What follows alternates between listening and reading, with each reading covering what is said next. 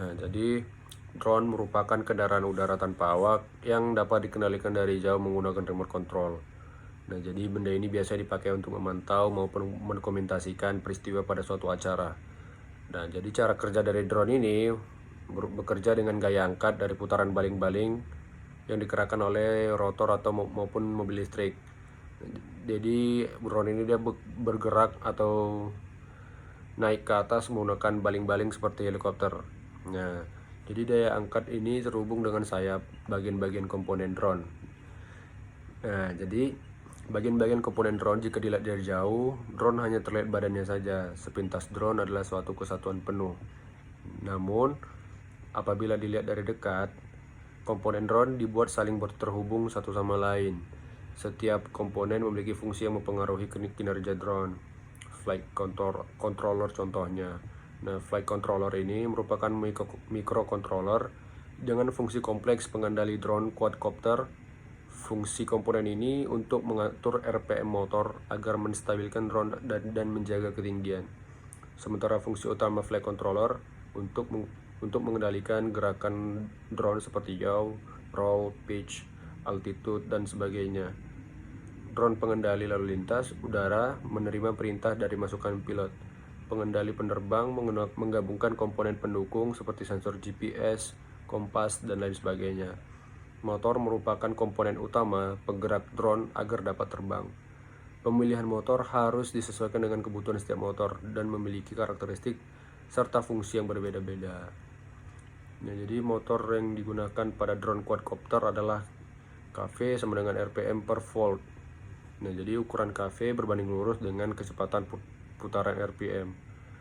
Jika nilai KV rendah, maka RPM yang dihasilkan juga rendah, serta nilai torsi yang makin besar. Begitu juga sebaliknya, jumlah lilitan pada rotor menentukan jumlah torsi yang dihasilkan. Jika semakin banyak lilitan pada rotor, maka torsi semakin membesar dan RPM mengecil. Begitu juga sebaliknya. Nah, yang selanjutnya itu adalah Electronic Speed Controller. Nah, Electronic Speed Controller atau ESC merupakan perangkat yang berfungsi sebagai driver motor brushless untuk mengatur kecepatan dan arah putaran. Tugas lain dari ESC ini adalah untuk mengubah tegangan DC ke AC 3 fasa yang dilanjutkan ke motor. ESC ini terhubung langsung ke baterai dan flight controller melalui kabel yang terdiri dari sinyal dan ground. Komponen ini penting untuk menjaga motor terhindar dari kerusakan. Tipe dan besaran ampere pada ESC ini bermacam-macam. Paling rendah itu dimulai dari 12 ampere sampai dengan ratusan ampere yang sesuai dengan kebutuhan dan besaran motor. Nah, ESC ini memiliki dua jenis, yaitu ESC Opto dan ESC Opto tanpa output 5 volt dan ESC UBES tegangan output sebesar 5 volt. Selanjutnya adalah propeller. Propeller digunakan untuk menerbangkan drone. Seringkali di propeller ini disebut sebagai sayap putar.